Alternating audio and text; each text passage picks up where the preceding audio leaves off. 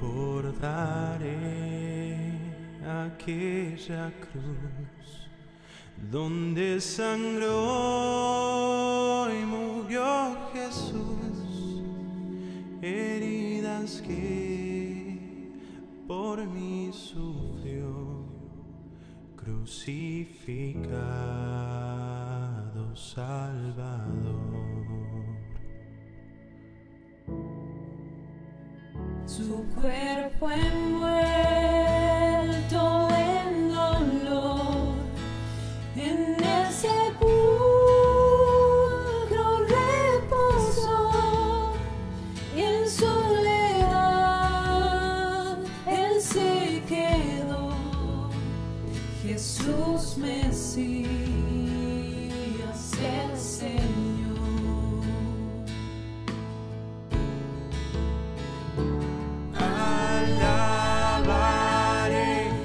Señor mi Dios, su nombre yo proclamaré, eternamente te cantaré. Señor, Señor mi Dios.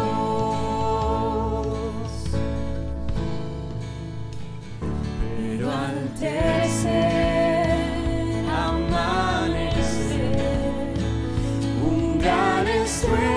estruendo se escuchó, ¿dónde está muerte tu aguijón?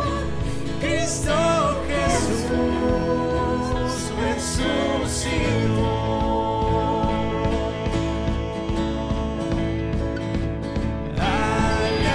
Alabaré al Señor mi Dios, su nombre yo proclamaré,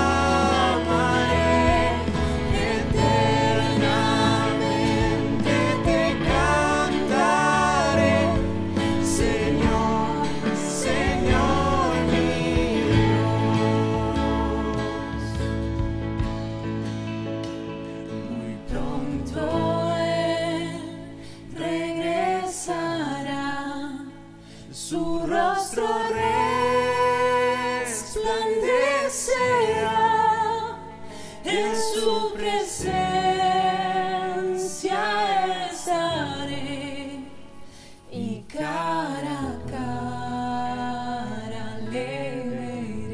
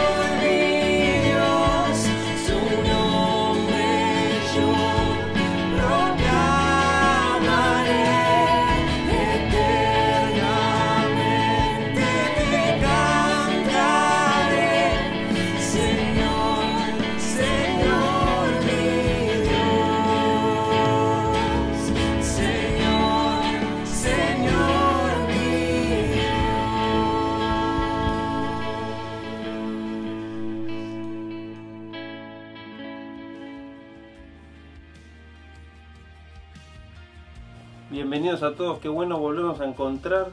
Este es el último domingo del año, un año difícil para cada uno de nosotros, pero qué bueno que lo podamos terminar de esta manera, escuchando la palabra de Dios. Y hoy Daniel Gianelli nos va a compartir la palabra, así que estemos atentos y estemos escuchando la voz del Señor. Que el Señor nos bendiga. Hola, hermanos y amigos.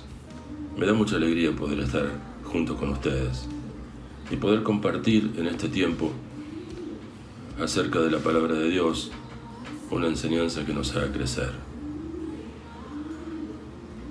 Estas últimas horas hemos celebrado en nuestras casas la fiesta de Navidad, en compañía de nuestros seres queridos, amigos o familiares. Hemos recordado el día en que el Señor nació, el Hijo de Dios vino al mundo. Bueno, con mayor o menor conocimiento o interés, hemos encontrado algunas razones de ese nacimiento y hemos vuelto a recordar en nuestras mentes cómo ocurrieron los hechos en Belén. Yo quisiera que en este momento leyéramos un párrafo de la palabra de Dios en el capítulo 2 del Evangelio de Lucas, un párrafo en el que se relata un episodio que ocurrió, como tantos otros, alrededor del nacimiento del Señor.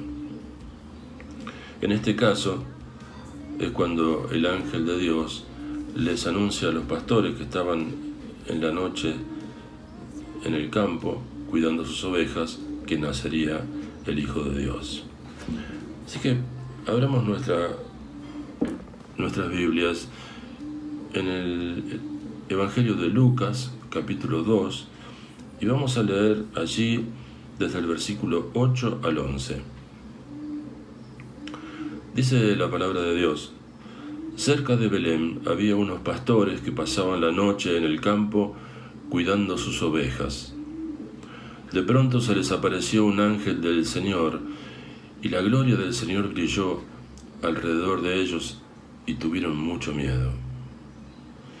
Pero el ángel les dijo: no tengan miedo, porque les traigo una buena noticia, que será motivo de gran alegría para todos.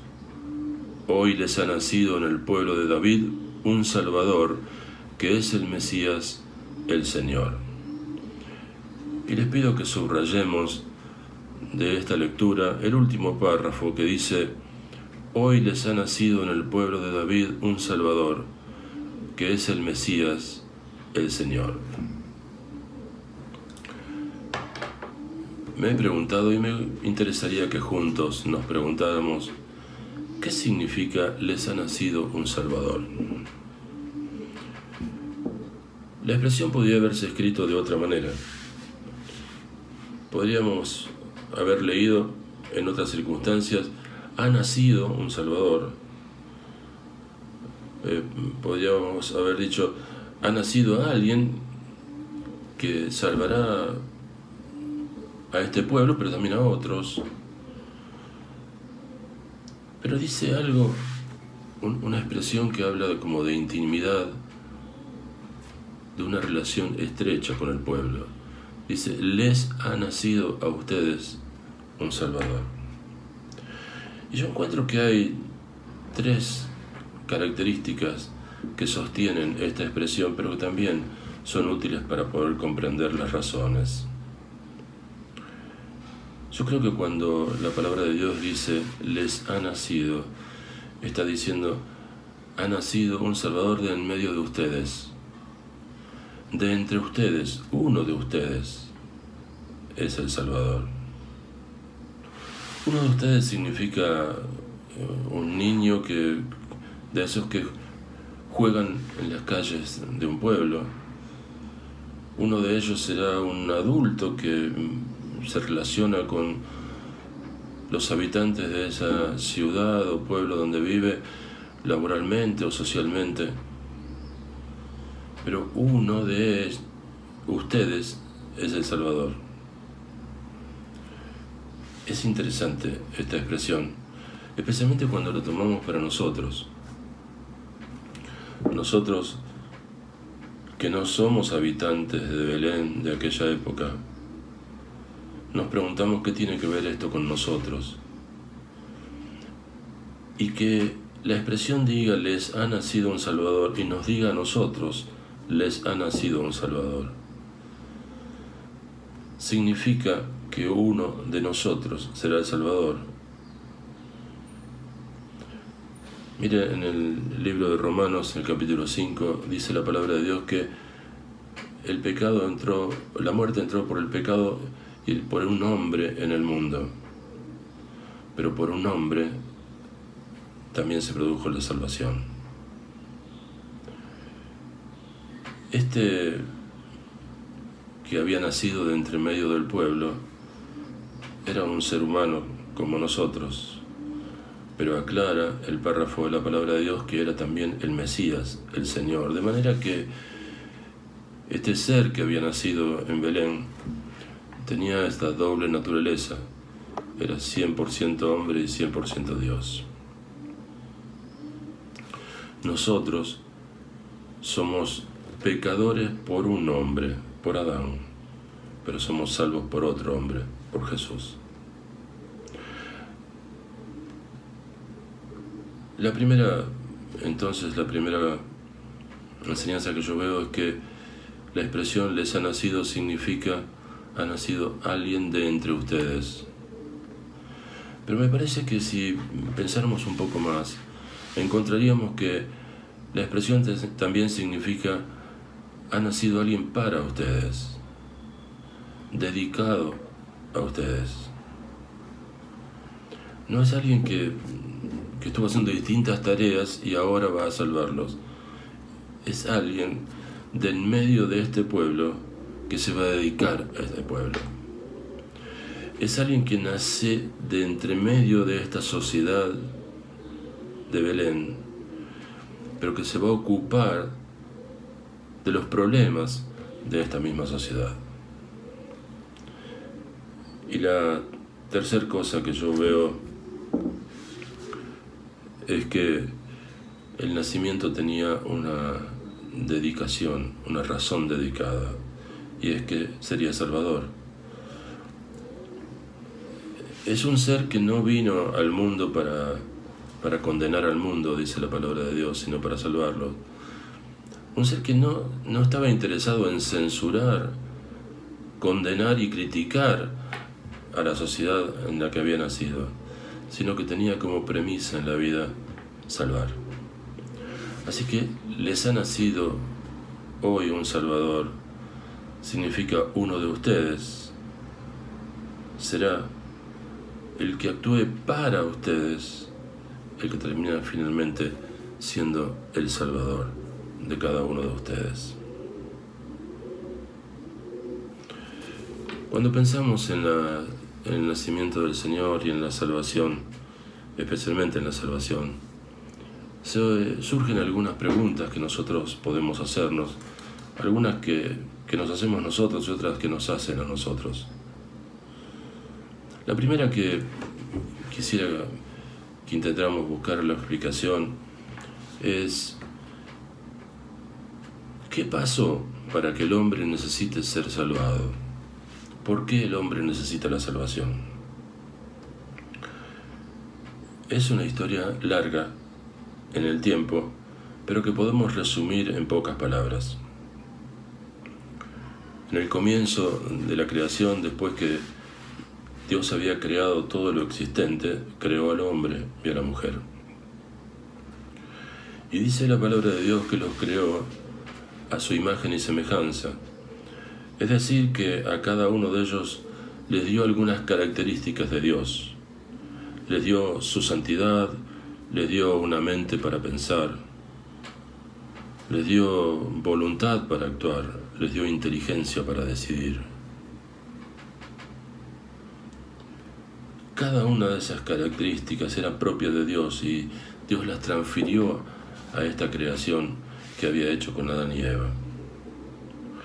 Ahora, Adán y Eva siguen siendo criaturas creadas y estaban sujetas a obediencia. Pero en un momento que tuvieron que tomar una decisión, fueron tentados por Satanás, cedieron a la tentación y desobedecieron a Dios. esa desobediencia acarreó consecuencias nefastas para la humanidad. En primer lugar, para ellos fueron condenados a muerte por Dios, por la justicia de Dios. Es una muerte que tiene dos caras. Cuando Adán pecó, fue condenado a la muerte física. Él había sido creado para vivir eternamente, ilimitadamente, pero cuando pecó, a causa de su pecado se puso a sí mismo un límite en su existencia corporal, la muerte física. Pero lo que es peor, cuando Adán y Eva pecaron, murieron espiritualmente. Y la muerte espiritual significa estar separados de Dios para siempre. Esa comunión estrecha, ese andar de todos los días, ese contacto diario que tenían con Dios en el paraíso, se cortó y el pecado arruinó esa relación del hombre con Dios y transformó a la descendencia de Adán y Eva, que somos todos nosotros, en una raza caída, en una raza que está en deuda con Dios. Una deuda que contrajo Adán en un primer momento, que nos heredó a cada uno de nosotros, pero que nos hace culpables frente a Dios de esta naturaleza de pecado.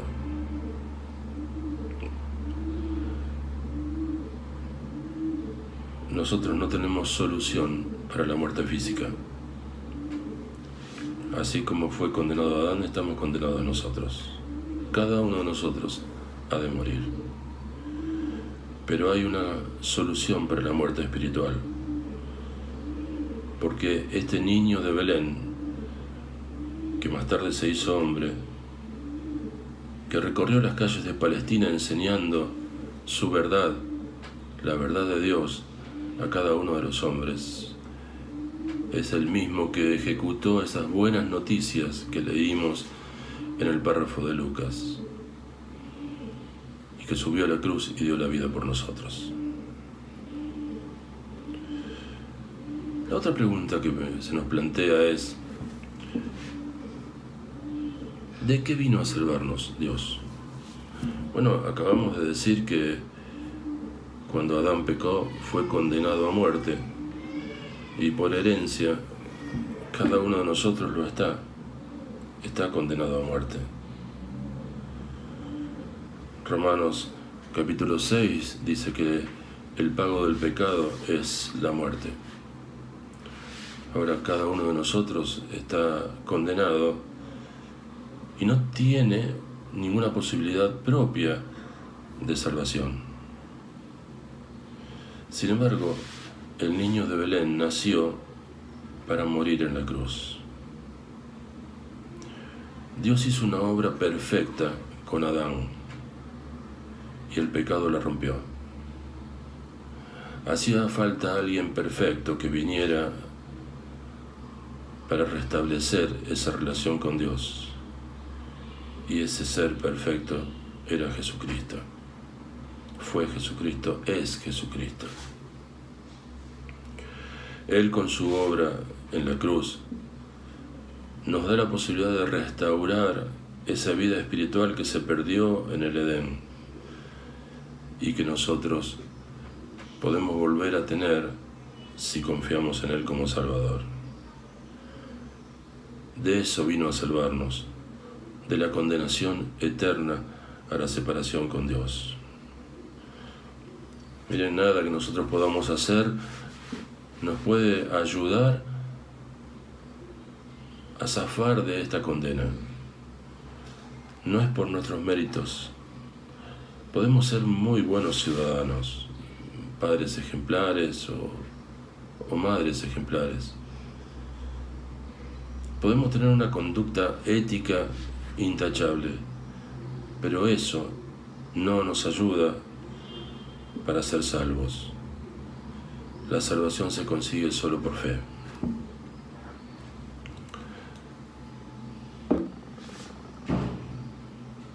En el Evangelio de Juan, capítulo 3 y versículo 36, dice: el que cree en el Hijo tiene vida eterna, pero el que no quiere creer en el Hijo no tendrá esa vida, sino que recibirá el terrible castigo de Dios. Lo primero que vemos aquí es que la salvación es por fe. El que cree en el Hijo tiene vida eterna. No es con nuestras obras, no es por nuestros méritos, es solo por la fe en Cristo. Pero ahí dice otra cosa más, y es que Dios le ha dado a Jesús la capacidad de dar vida eterna, de transmitir vida eterna. Esa vida que se perdió en el Edén a causa del pecado puede ser restablecida en nuestra vida por la obra y los méritos del Señor Jesús. Una tercera pregunta que quisiera que nos contestáramos es: ¿por qué Jesús y no otro? ¿Por qué no podemos buscar la salvación en alguna otra persona, en algún otro método para salvarnos? Y en realidad esa respuesta ya la tuvimos a lo largo de este resumen que estamos haciendo. Tiene que ser Jesús, porque tiene que ser alguien perfecto. El único digno de ocupar ese lugar era el Hijo de Dios, y lo hizo por cada uno de nosotros. Miren, el Hijo de Dios es para nosotros un maestro, un consolador, un amigo, pero es fundamentalmente un salvador. Y hacemos hincapié en esta situación de perdidos irremediablemente salvados por el Señor y solamente por el Señor, porque no hay otro camino para llegar a Dios que no sea el Señor Jesús. Él vino para salvarnos, su nombre lo anunciaba. Cuando le fue dicho a sus padres cómo se llamaría, le llamarían Jesús, y Jesús significa Salvador, porque Él salvaría a su pueblo de sus pecados.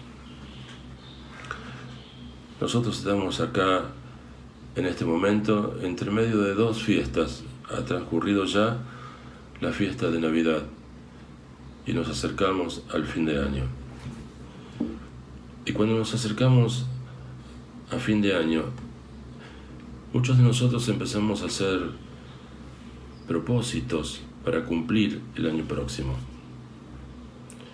El sentido de la Navidad fue el de la fiesta familiar. Los que estábamos interesados en el contenido espiritual de esa fiesta lo hemos disfrutado también así.